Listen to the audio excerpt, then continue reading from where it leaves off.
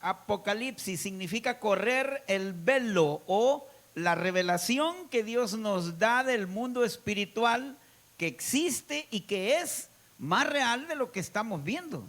Porque lo que nosotros vemos actualmente viene de lo que no vemos, hermano. Así que aunque nosotros, fíjese bien, bajo el control de los 5 sentidos que tenemos actualmente, uno dice, yo no puedo creer lo que no veo, lo que no toco, lo que no siento en ese mundo empírico, porque eso es el empirismo, es la filosofía que no cree lo que no ve, que no cree lo que no oye, lo que no ven los 5 sentidos, los seres humanos no lo creen, pero la Biblia nos revela que hay algo que trasciende a nuestros 5 sentidos. Es el mundo espiritual invisible que es real.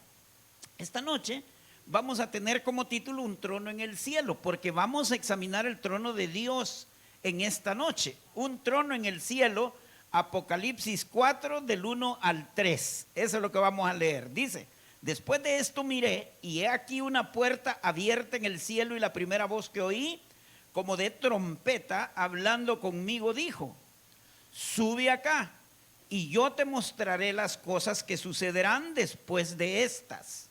Y al instante yo estaba en el espíritu, y he aquí un trono establecido en el cielo, y en el trono uno sentado. Y el aspecto del que estaba sentado era semejante a piedra de jaspe y de cornalina. Y había alrededor del trono un arco iris semejante en aspecto a la esmeralda. Nos vamos a detener hasta aquí en la lectura, hermanos, y vamos a estudiar estos 3 versículos.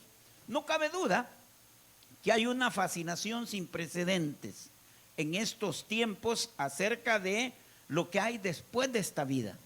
Muchos libros, muchos programas, videos se escriben y narran experiencias de personas que se murieron, que fueron al más allá, que vieron un túnel, que al final había una luz, y muchos han afirmado haber tenido visitación de ángeles. Hay programas de televisión que tratan de explorar esa dimensión desconocida acerca de lo que hay después de esta vida a través de, desgraciadamente, astrólogos, brujos, mediums, etcétera, etcétera.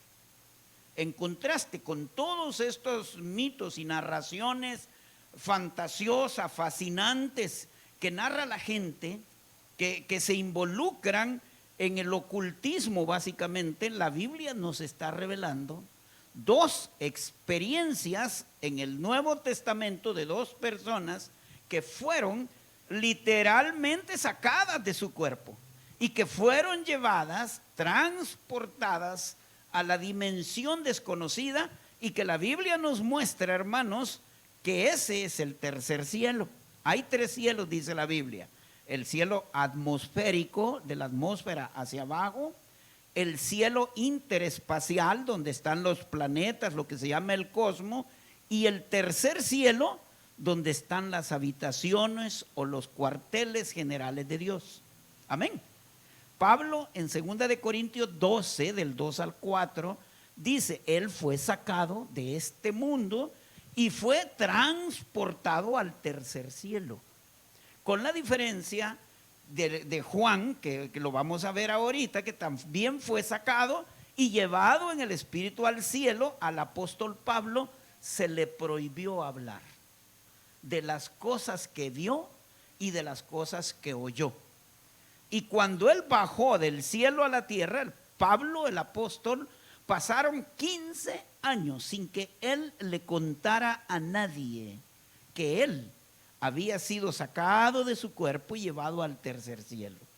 Hasta que escribió la 2 de Corintios, 15 años después de la experiencia increíblemente espiritual, ¿verdad? Él confiesa que fue sacado de su cuerpo, que visitó el tercer cielo, pero que él a nadie le podía contar lo que había visto. Y para que él se mantuviera en un nivel equilibrado, estable espiritualmente, y no viniera la soberbia, ¿verdad? Que no creyera él que era algo especial entre todos los humanos, porque se le apareció un ángel, fue al cielo, tuve visiones, soy profeta, le fue dado un aguijón en la carne. Este aguijón era un espíritu de Satanás para que lo atormentara, probablemente una enfermedad. Algunos creen que era una enfermedad en los ojos, porque en Gálatas dice, mirad con cuán grandes letras os escribo, pero cualquiera que fuera la enfermedad, era como un contrapeso para que él se mantuviera estable en las cuestiones espirituales. Y el apóstol Juan, dice el versículo 1, después de esto miré y he aquí una puerta abierta en el cielo. Juan es sacado de su cuerpo y es transportado al cielo, mientras su cuerpo se queda en la isla de Patmos. El espíritu es sacado de su cuerpo y aquí nos damos cuenta que el espíritu humano puede salir de nuestro cuerpo y puede ser llevado a la dimensión espiritual sin que la persona se muera, hermanos. En Santiago dice la Biblia que cuando el espíritu se separa, parece que como que hay el espíritu y el cuerpo y el cuerpo, hay como un cordón umbilical como el que tiene el bebé, y que cuando sale el bebé del vientre se le corta el cordón umbilical y él mismo deja de estar en el líquido amniótico que tiene la mamá en la matriz, y en ese mundo que vivía por 9 meses, el cordón umbilical lo hace que comience a manifestarse en el mundo físico. Desde que sale del vientre de la mamá, sale llorando. Cuando se corta el cordón umbilical, se corta y él comienza a vivir en otra nueva dimensión, una nueva vida. Cuando se separa el espíritu del cuerpo, se rompe algo que une nuestro espíritu al cuerpo y ahí sobreviene la muerte. Ahora, este registro que vamos a estudiar del cielo es el más informativo que la Biblia tiene. Por eso quiero que ponga atención. Es la única verdad donde usted puede saber cómo es el cielo. Y en esta visión los creyentes, todos nosotros, Dios nos da esta noche el privilegio de saber con anticipación, hermanos, acerca del lugar donde vamos a pasar la eternidad y a quién vamos a ver. Amén. Dice el 1, después de esto miré y he aquí una puerta abierta en el cielo.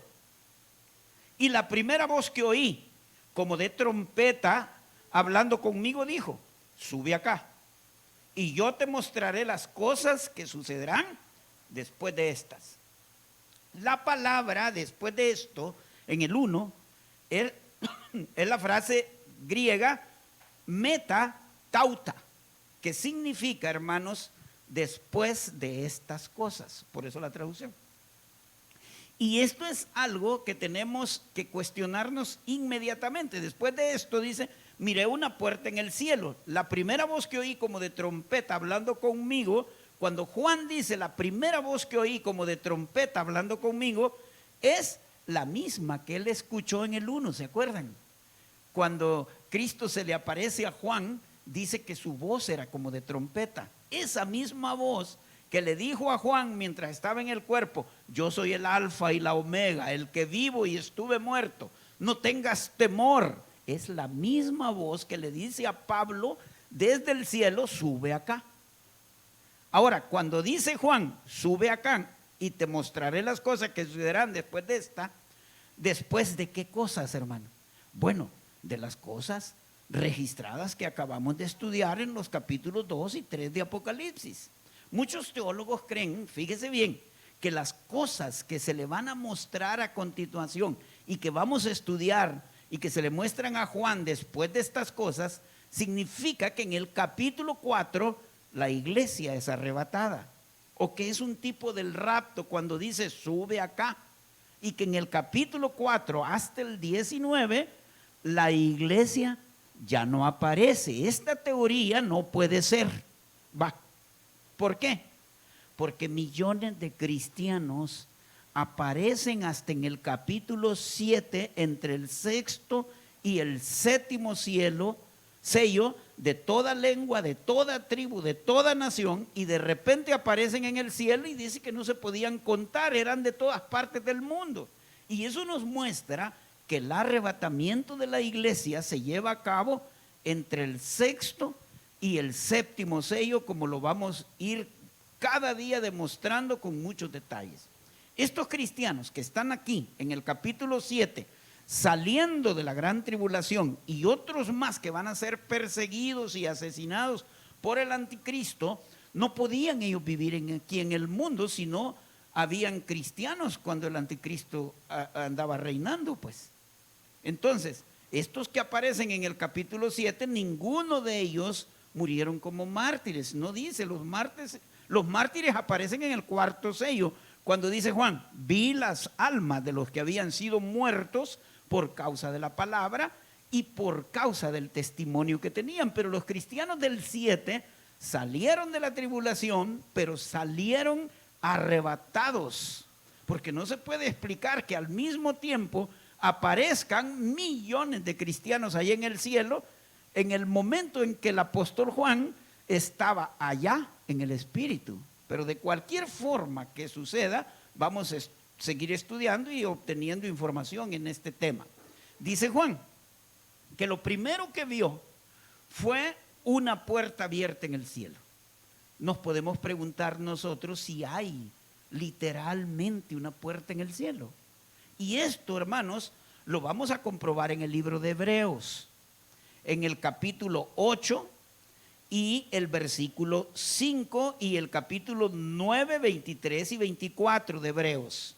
Ahí nosotros vamos a ver que esta puerta del cielo es una puerta literal del tabernáculo celestial. ¿Por qué? Porque todo aquello que está en el cielo fue reflejado aquí abajo en la tierra. Dice Hebreos 8 en el verso 5, vamos a ver en el 4 para que podamos entender. Así que, si estuviese sobre la tierra, ni siquiera sería sacerdote, está hablando de Jesús, habiendo sacerdote que presentan las ofrendas según la ley, los cuales sirven a lo que es figura y sombra de las cosas celestiales.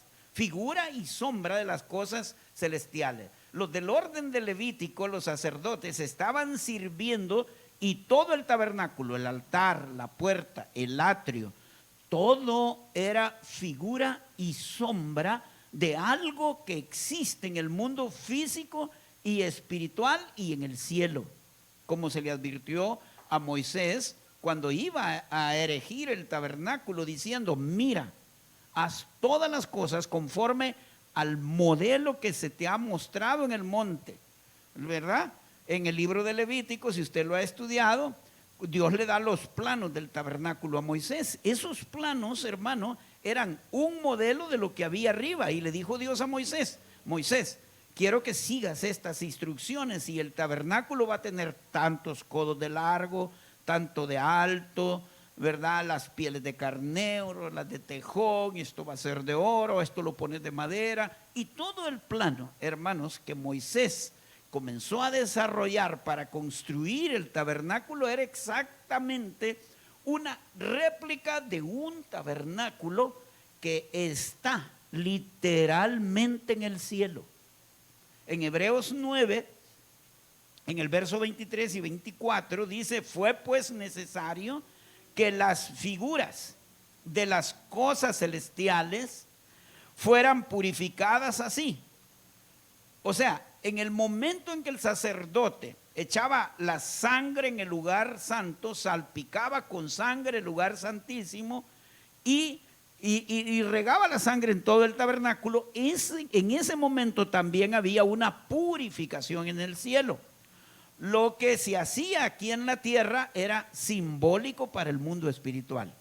Dice el 23, pero las cosas celestiales mismas con mejores sacrificios que estos, porque no entró Cristo en el santuario hecho de mano, figura del verdadero. O sea, el santuario donde entraba el sumo sacerdote era una figura del real tabernáculo que está en el cielo, sino que en el cielo mismo, para presentarse ahora por nosotros ante Dios, y no para ofrecerse muchas veces como entra el sumo sacerdote al lugar santísimo bañando con sangre ajena. Aquí la pregunta que surge es, ¿por qué había necesidad que en el cielo hubiera también purificación?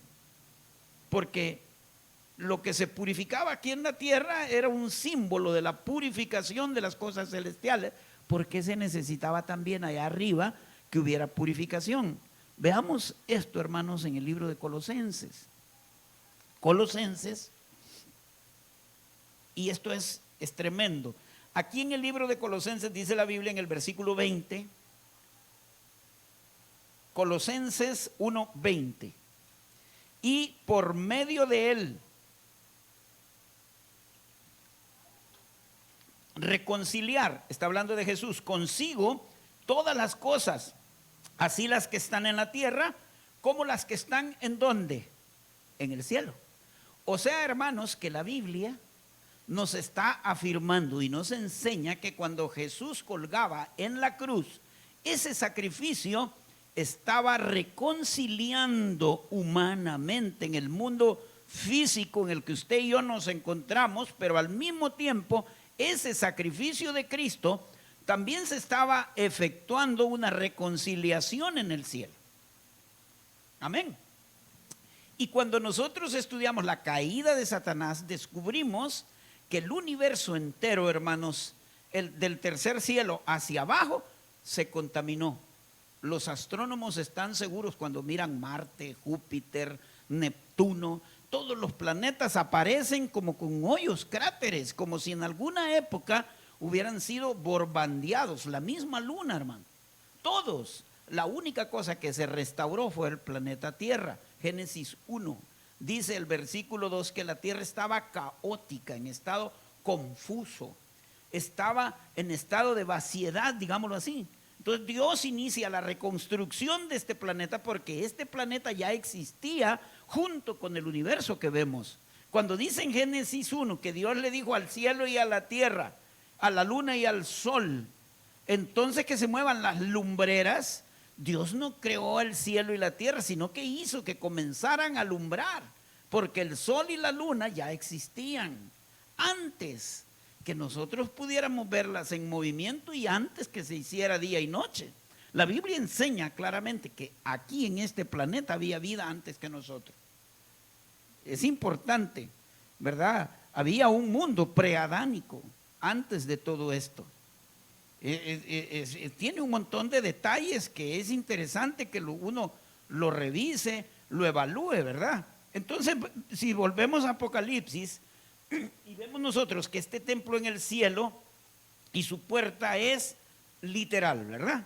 Y vamos a ver otro ejemplo, Apocalipsis 11 en el versículo 19. Y el templo de Dios fue abierto en el cielo y el arca de su pacto se veía en el templo. Juan vio cuando el templo fue abierto y vio el arca del pacto. El arca del pacto que contenía la presencia de Dios, la gloria de Dios, ahí está literalmente en el cielo. Apocalipsis 14, versículo 15 al 18. Y del templo salió otro ángel. Vemos que el templo en el cielo está lleno de ángeles. Aquí en la tierra eran sacerdotes. Allí en el cielo están ángeles. Y salió del templo un ángel clamando al que estaba sentado sobre la nube: mete tu hoz y ciega, porque la hora de cegar ha llegado, pues la mies de la tierra está madura. El que estaba sentado sobre la nube metió su hoz en la tierra y la tierra fue cegada, y salió otro ángel del templo que está en el cielo, teniendo también una hoz aguda, y salió del altar otro ángel. Mire, del templo salen ángeles, del altar salen ángeles. Hay un altar en el cielo, hay una arca, hay una puerta en el cielo, hay un templo en el cielo, ¿verdad? Que tenía el fuego, y llamó a gran voz el que tenía la voz aguda y dice: mete tu hoz aguda, y sus uvas están maduras en la tierra, ¿verdad? Ahora, vamos nosotros y encontremos también el cielo, hermanos, es un lugar literal con esa puerta. Y cuando Cristo dijo que después de su resurrección nosotros nos íbamos a reunir con Él, porque Él está sentado esperando, nos dice Juan capítulo 14, si ustedes creen en Dios, hermanos, no tengan miedo. Si creen en Dios, dijo, crean también en mí. En la casa de mi Padre muchas moradas hay. Voy a preparar lugar para ustedes, para que donde yo estoy, ustedes también estén. Y vemos en Apocalipsis, en el capítulo 4, que después de que ve la puerta en el cielo, literal, ¿verdad?, que existe y que es la entrada al templo de las habitaciones de Dios, oyó una voz de trompeta que le decía: sube acá y te mostraré las cosas que sucederán después de esta. Dice el 2: al instante yo estaba en el espíritu, y he aquí un trono establecido en el cielo, y del trono uno sentado.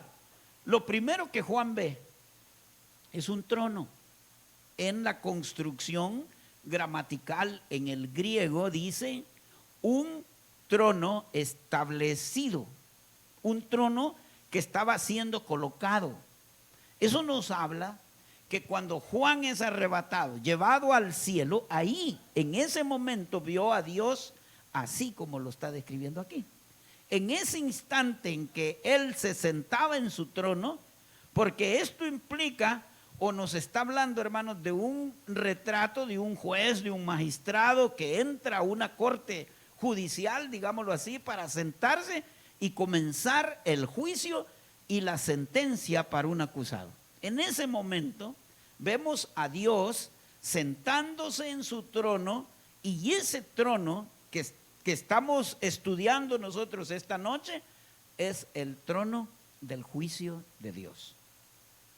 Vamos a ver en Salmos 11, en el versículo 4, el salmista habló del trono de Dios diciendo: Jehová está en su santo templo, Jehová tiene en el cielo su trono. En Primera de Reyes, en el capítulo 22, en el versículo 19, dice la Biblia: entonces él dijo: oye pues palabra de Jehová, yo vi a Jehová sentado en su trono, y todo el ejército de los cielos estaba junto a él, a su derecha y a su izquierda. En el libro de Daniel, vamos a Daniel, los voy a esperar a aquellos que les gusta, en el capítulo 7, en el versículo 9 hasta el 10. Miren esto, hermanos, yo los estoy llevando por la Biblia para que ustedes tengan elementos de juicio. Así estuve mirando hasta que fueron puestos los tronos. Mire, Daniel tiene la misma visión que Juan, noten esto. Fueron puestos, dice, no estaban. Estuve mirando hasta. Juan estaba mirando. La construcción es casi de igual en el hebreo. Estuve mirando hasta. Juan veía y no había nada. Hasta pasaron segundos, minutos, no sabemos, hasta. No habían tronos y fueron colocados los tronos. Pero Daniel estaba viendo, y cuando Juan estaba viendo, estaban viendo cómo se comenzaba a poner una corte en el cielo, donde llegaba el Padre, se sentaba y comenzaban a ser puestos los tronos. Estos tronos no estaban antes. Y se sentó un anciano, dice en Daniel. No dice vi un trono donde estaba sentado. Fueron puestos los tronos y llegó un anciano de días y se sentó, cuyo vestido era blanco como la nieve y su cabeza como lana limpia, su trono llana de fuego como copo ardiente. Un río de fuego procedía y salía delante de él. Millares de millares, millones de millones asistían delante de él. El juez se sentó y los libros fueron abiertos. Vemos que la misma visión que tiene Juan la tuvo 650 años antes Daniel, porque Daniel existió y murió 650 años antes que Juan. Ahora, si nos regresamos a Apocalipsis y vemos de acuerdo al capítulo 21 de Apocalipsis, Apocalipsis 21, versículo 22, la nueva Jerusalén que estará aquí abajo, esa no va a tener templo. Mire, dice 21, 22, y no había en ella templo. ¿Dónde está el templo? Allá en el cielo. Pero aquí abajo ya el templo no existirá, porque el Señor Dios Todopoderoso es el templo de ella y el Cordero. Actualmente, hermano, el templo desapareció con la resurrección de Cristo. Miren, esto está lindo, hermano. Antes de Cristo existía el templo. Cristo resucita y aquí abajo desaparece el templo, porque ahora nosotros somos el templo de Dios. Primera de Corintios 6, 19, 20. ¿No sabéis que vuestros cuerpos son el templo? Hechos 17 dice, Dios no habita en templos hechos por manos humanas. Entonces, ¿qué significa la palabra templo? Significa de naos con N, significa la habitación o la presencia de Dios. Quiero que me sigan con cuidado. Cuando Adán y Eva estaban en el huerto del Edén, las palabras hebreas tienen 4, 5, hasta 8 significados, dependiendo del contexto. La palabra Edén significa lugar específico o geográfico. Edén significa, hermanos, presencia. Edén significa relación. Todas estas palabras significa la palabra Edén en el hebreo, pero la más importante es presencia y lugar. O sea, que cuando Adán y Eva estaban en el Edén, significa que estaban en la presencia de Dios. Cuando Adán y Eva fueron sacados del Edén, ¿de qué fueron sacados? De la presencia de Dios. Y Adán y Eva, cuando fueron sacados de la presencia de Dios, les comenzaron a enseñar a sus hijos. Estamos seguros que esto les enseñaron. Por favor, traten por todas las formas de regresar a la presencia de Dios. Cuando Adán y Eva trabajaban, no había sudor, ¿verdad? Ellos no tenían sudor, no tenían ninguna situación que lamentar. Era la presencia de Dios literalmente la que ellos tenían. Ese era el trabajo de Adán. Cuando Adán y Eva estaban en la presencia de Dios, no había dolor, no había intranquilidad, no había sufrimiento. Pero cuando son sacados de la presencia de Dios, ahí viene la maldición. Y comenzaron a trabajar. Pero ahora había sudor en el trabajo, había dolor, había intranquilidad. Porque solo en la presencia de Dios hay descanso. Solo en la presencia de Dios. Cuando Él dijo fructifiquen, les dijo que fructificaran en su presencia. Si se sale de la presencia de Dios, pierde lo fructífero, pierde su rumbo, pierde la dirección. Eso es lo que hay que entender. Cuando le dijo a Caín, serás errante y habitarás en la tierra de Enoc. Eso significa Persia, donde es Irán ahorita. Él se fue al oriente, habitó en Persia, lo que es Irán actualmente. Y Caín le dijo a Dios, Señor, es demasiado el castigo que me das. Dios no le dijo, te vas a ir a la cárcel 100 años por matar a tu hermano, o la pena de muerte va a ser tu castigo. No, en ese momento un espíritu suicida se apoderó de Caín. Y dijo, es demasiado grande mi pecado para poder soportarlo. Porque era muy grande. ¿Qué era aquello más grande que la muerte y la pena capital? ¿Qué era lo que Dios le puso como castigo? ¿Qué era más grande que el estar en la cárcel? Estar lejos de su presencia. Y ahora toda la humanidad que desciende de Caín vive errante. Ese es su problema en la vida, de mujer en mujer, de cine en cine, de teatro en teatro, de música en música, de título académico, de gurú en gurú, de viaje en viaje, errando, intranquilo. ¿Por qué?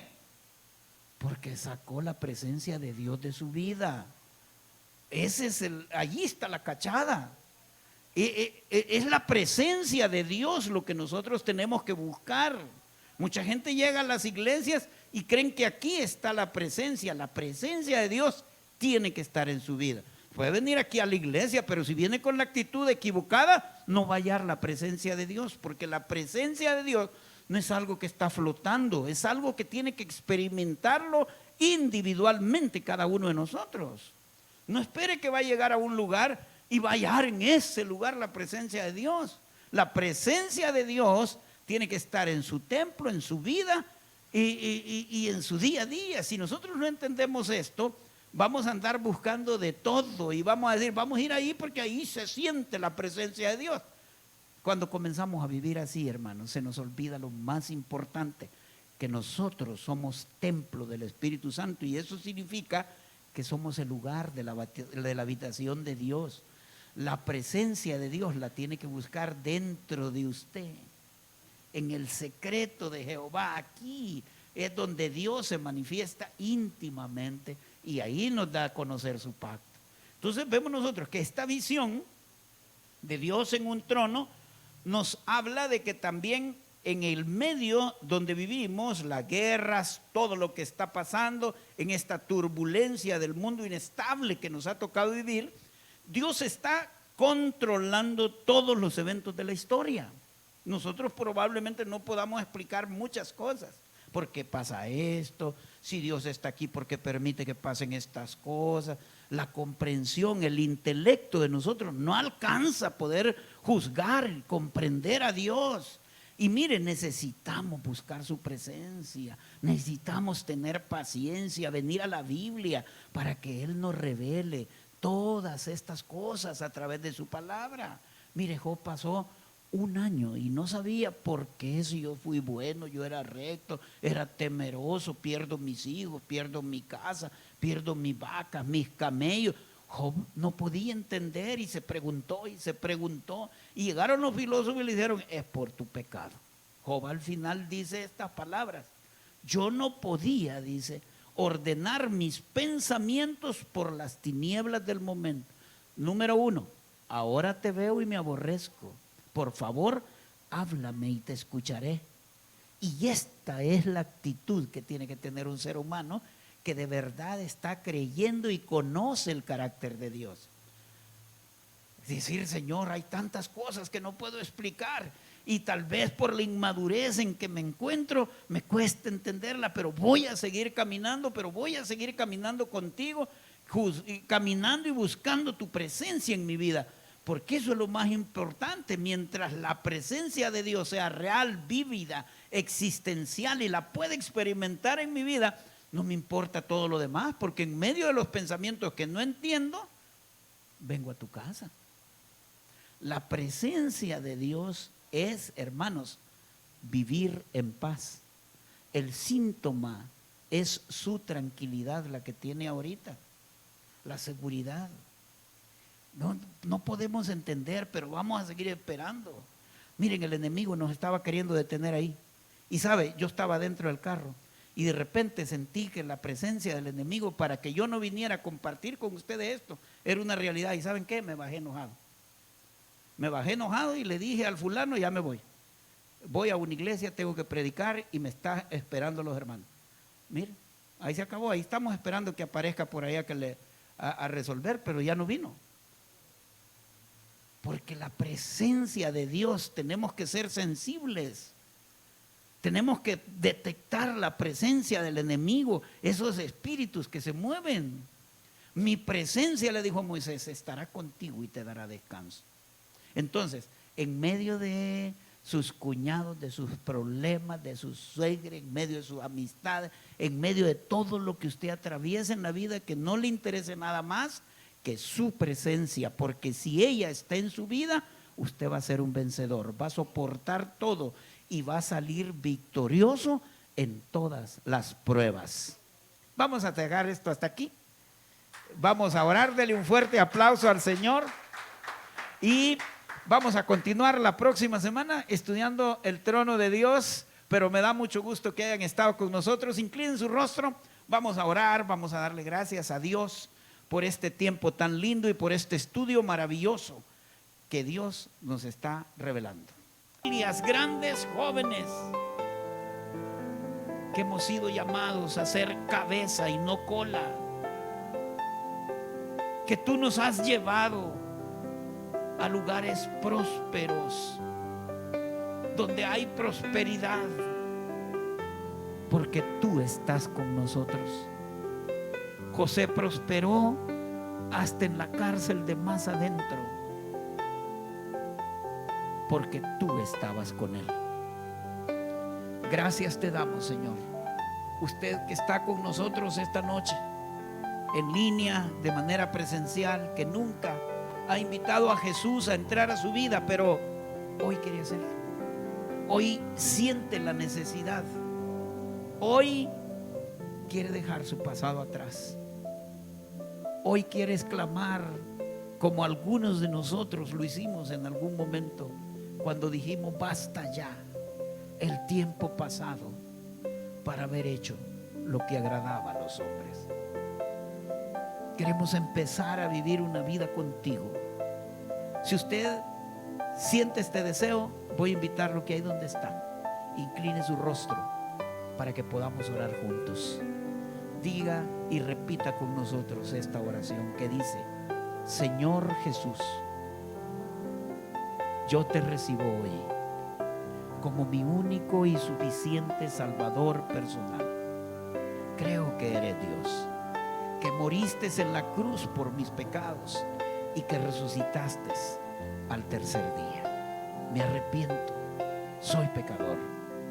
Perdóname, Señor. Gracias doy al Padre por enviar al Hijo a morir en mi lugar. Y gracias, Jesús, por salvar mi alma hoy. En Cristo Jesús, mi Salvador. Amén. Si usted oró con nosotros, bienvenido a la familia de Dios. Y la recomendación que siempre hacemos es que busque una iglesia donde se le predique a Cristo, donde se le predique a Jesucristo, para crecer en esta nueva fe. Recuerde que los cristianos juntos ardemos como las brasas, separados, igual que las brasitas nos apagamos. Tenemos que buscar y crecer junto con nuestros hermanos en la fe. Así que démosle un fuerte aplauso, hermanos, por favor.